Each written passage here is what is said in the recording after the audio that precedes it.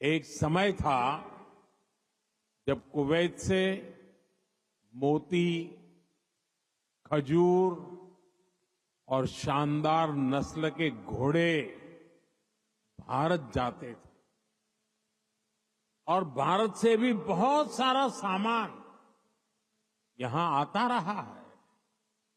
भारत के चावल, भारत की चाय, भारत के मसाले, कपड़े, लकड़ी यहां आती थी। भारत की टीकवुड से बनी नौकाओं में सवार होकर कुवैत के नाविक लंबी यात्राएं करते थे।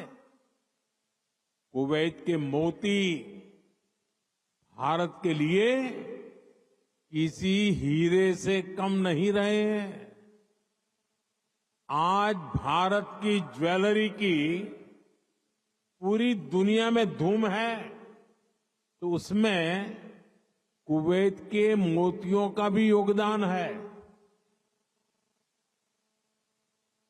गुजरात में तो हम बड़े बुजुर्गों से सुनते आए हैं कि पिछली शताब्दियों में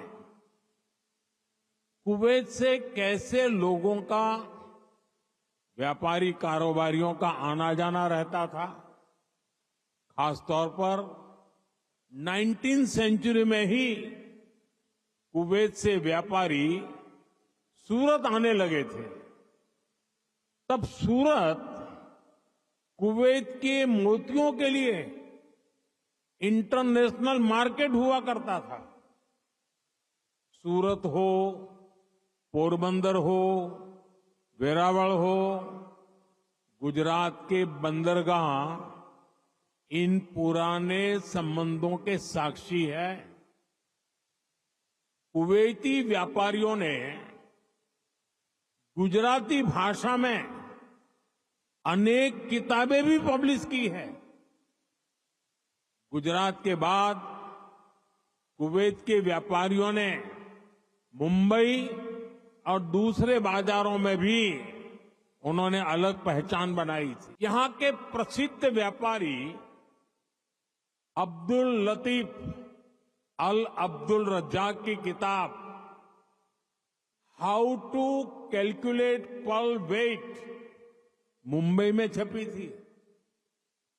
कुवैत के बहुत सारे व्यापारियों ने एक्सपोर्ट और इंपोर्ट के लिए मुंबई, कोलकाता, पोरबंदर, वेरावल और गोवा में अपने ऑफिस खोले हैं। कुवैत के बहुत सारे परिवार आज भी मुंबई की मोहम्मद अली स्ट्रीट में रहते हैं। बहुत सारे लोगों को ये जानकर हैरानी होगी, 60-65 साल पहले कुवैत में भारतीय रुपये वैसे ही चलते थे जैसे भारत में चलते हैं।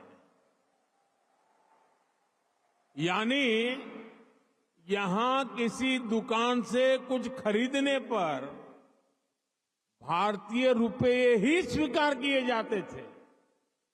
तब भारतीय करेंसी की जो शब्दावली थी, जैसे रुपया, पैसा, आना, ये भी कुवैत के लोगों के लिए बहुत ही सामान्य था।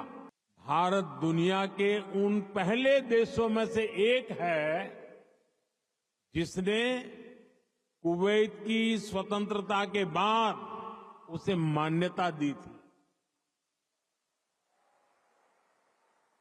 और इसलिए जिस देश से, जिस समाज से इतनी सारी यादें जुड़ी हैं, जिससे हमारा वर्तमान जुड़ा है, वहां आना मेरे लिए बहुत यादगार है।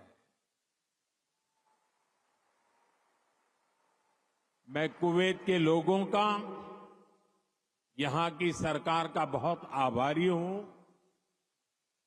मैं हिज हाइनेस द अमीर का उनके इनविटेशन के लिए विशेष रूप से धन्यवाद देता हूं।